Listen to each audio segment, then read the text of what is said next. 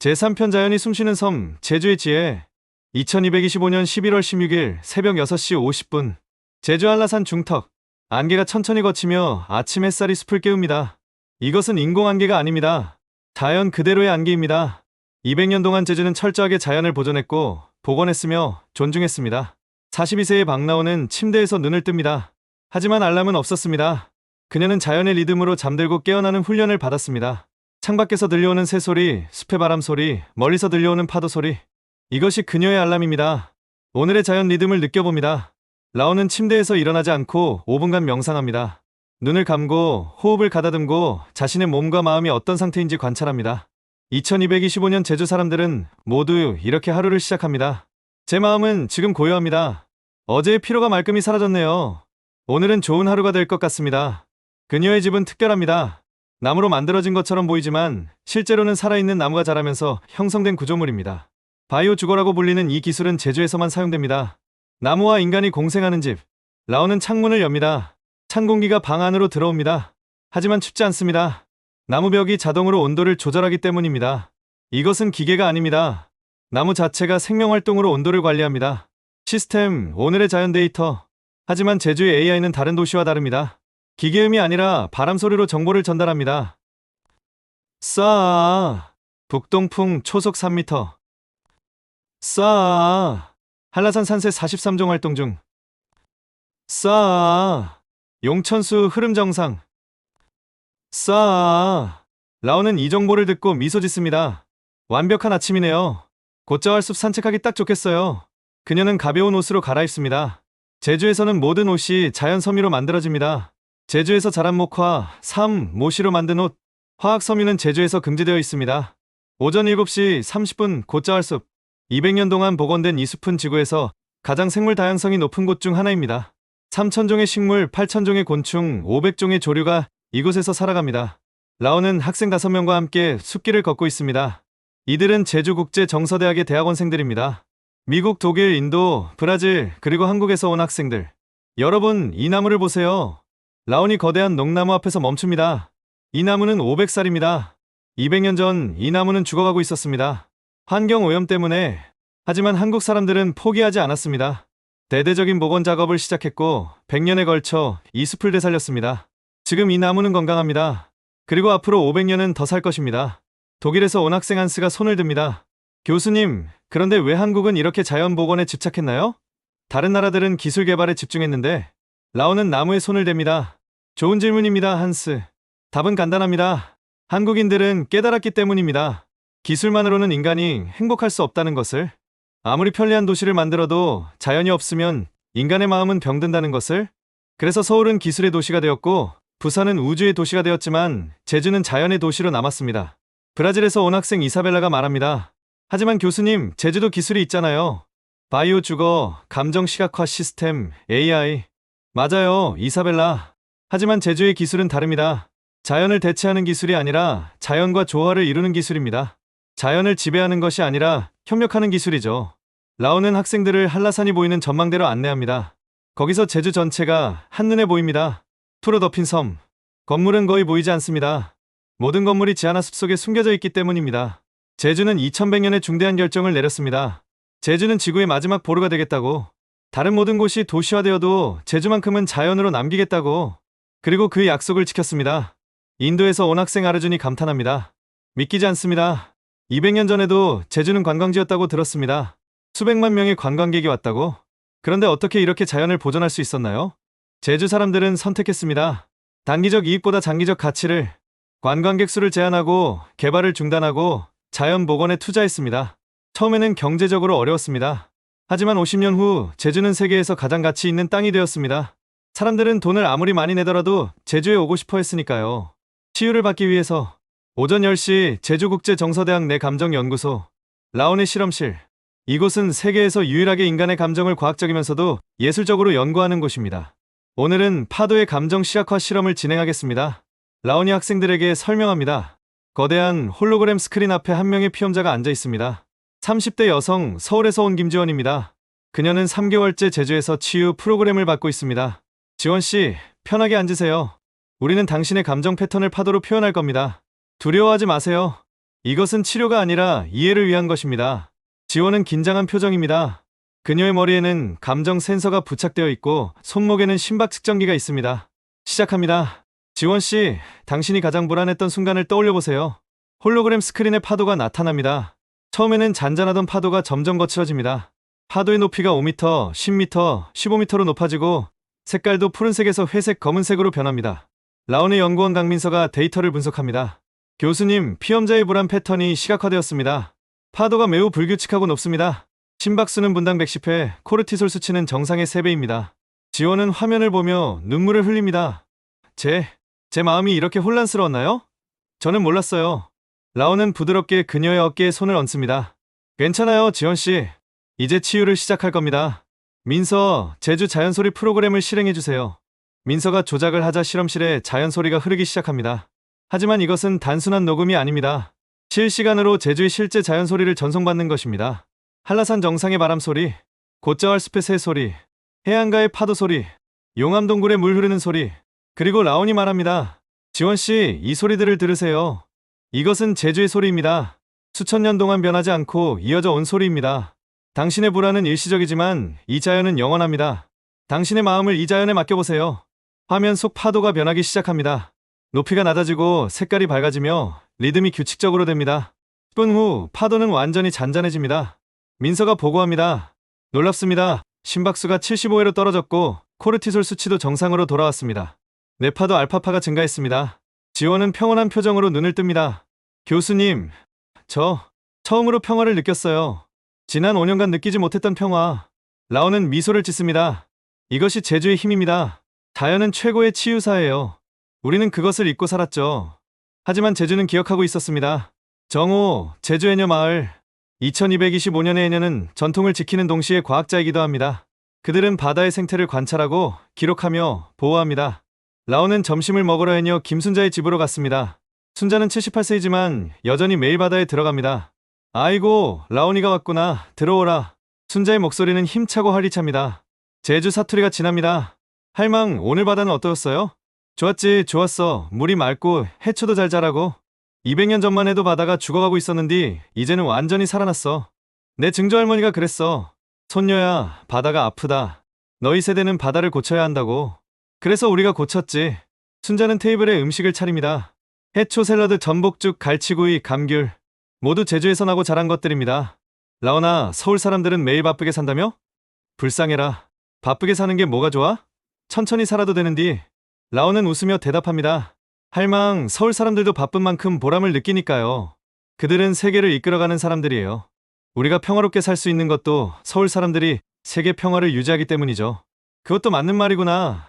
사람마다 역할이 다른 거지. 어떤 사람은 빨리 달리고 어떤 사람은 천천히 걷고 둘 다 필요한 거야. 식사 중에 순자는 옛날 이야기를 들려줍니다. 내가 어렸을 때는 제주가 가난했어. 관광으로 돈을 벌었지만 제주 사람들 자신은 가난했지. 그런데 2080년대에 큰 변화가 있었어. 정부가 결정했지. 제주는 더 이상 관광지가 아니다. 치유의 섬이다라고.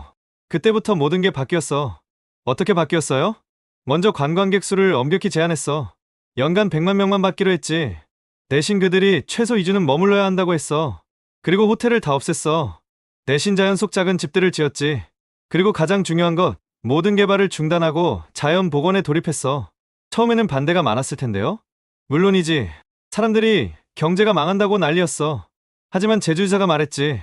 50년만 믿고 기다려달라고. 그리고 정말로 50년 후 제주는 세계에서 가장 가치 있는 땅이 되었어. 억만장자들이 수억 원을 내고도 제주에 오기 위해 줄을 섰거든. 라온은 깊이 감동받습니다. 그 결정을 내린 사람들이 정말 용감했네요. 단기적 이익을 포기하고 장기적 가치를 선택한 것. 그게 한국이냐. 우리는 먼 미래를 보는 민족이거든. 당장 배고파도 자식들을 위해 씨앗을 남기는 민족이지. 오후 3시 제주국제정서대학 강의실. 라온은 감정체험 실습 수업을 진행합니다. 30명의 학생들이 각자의 가상 환경에 들어가 있습니다. 지금 여러분은 자신의 감정 세계에 들어가 있습니다. 불안, 기쁨, 슬픔, 분노. 모든 감정이 시각화되어 있습니다. 이제 그 감정들과 대화를 나눠보세요. 한스는 폭풍우 속에 서 있습니다. 거대한 파도가 그를 덮치려 합니다. 그는 두렵습니다. 교수님, 너무 무서워요. 라온의 목소리가 그의 귀에 들립니다. 한스, 그 파도를 피하지 마세요. 그 파도는 당신의 불안입니다. 피할 수 없어요. 대신 받아들이세요. 파도에게 말을 거세요. 고마워, 내가 있어서 내가 더 조심스러워질 수 있었어라고. 한스는 떨리는 목소리로 말합니다. 고마워, 불안아. 내가 있어서 나는 더 신중해질 수 있었어.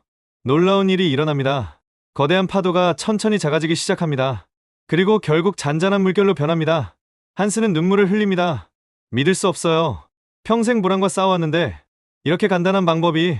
라온은 부드럽게 말합니다. 간단하지 않아요, 한스. 감정을 받아들이는 것은 가장 어려운 일 중 하나예요. 하지만 당신은 해냈어요. 축하합니다. 이사벨라는 어두운 숲속에 있습니다. 길을 잃은 것 같습니다. 그녀는 혼란스럽습니다. 교수님, 저는 어디로 가야 할지 모르겠어요. 이사벨라, 당신이 느끼는 것은 방향성 상실입니다. 인생의 목표를 잃었다고 느끼는 거죠. 하지만 보세요. 툰 어둡지만 완전히 어둡지는 않아요. 나무숲 사이로 빛이 들어오고 있어요. 그 빛을 따라가 보세요. 이사벨라는 조심스럽게 빛을 따라갑니다. 걸으면 걸을수록 빛은 더 밝아집니다. 그리고 마침내 그녀는 숲을 벗어나 아름다운 초원에 도착합니다. 아, 아름다워. 이사벨라, 당신은 길을 잃은 것이 아니었어요. 새로운 길을 찾고 있었던 거예요. 때로는 길을 잃는 것처럼 느껴지지만 사실은 더 나은 길을 향해 가고 있는 거랍니다. 이사벨라는 평온한 표정으로 눈을 뜹니다. 감사합니다, 교수님. 저는 이제 무엇을 해야 할지 알 것 같아요. 오후 6시 제주 용암동굴. 라온은 매주 한 번 이곳에서 명상 세션을 진행합니다. 오늘은 50명이 참가했습니다. 다양한 국적, 다양한 연령의 사람들. 동굴 안은 완벽한 어둠입니다. 하지만 무섭지 않습니다. 지하 깊은 곳에서 들려오는 물소리, 바람소리가 오히려 편안함을 줍니다. 눈을 감으세요.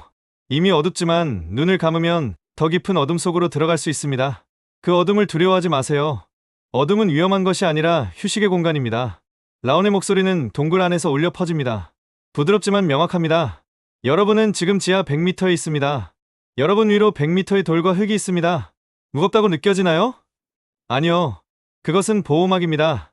세상의 소음으로부터 여러분을 보호하는 거대한 방패입니다. 이제 여러분의 호흡을 느껴보세요. 들이쉬고, 내쉬고, 들이쉬고, 내쉬고. 이 호흡은 수억 년 전부터 이어져 온 생명의 리듬입니다. 최초의 생명체가 숨을 쉰 그 순간부터 지금까지. 미국에서 온 중년 남성 제임스가 눈물을 흘립니다. 그는 실리콘밸리에서 30년간 IT 기업을 경영했습니다. 하지만 번아웃으로 모든 것을 그만두고 제주로 왔습니다. 저는 30년 동안 쉬지 않고 달렸습니다.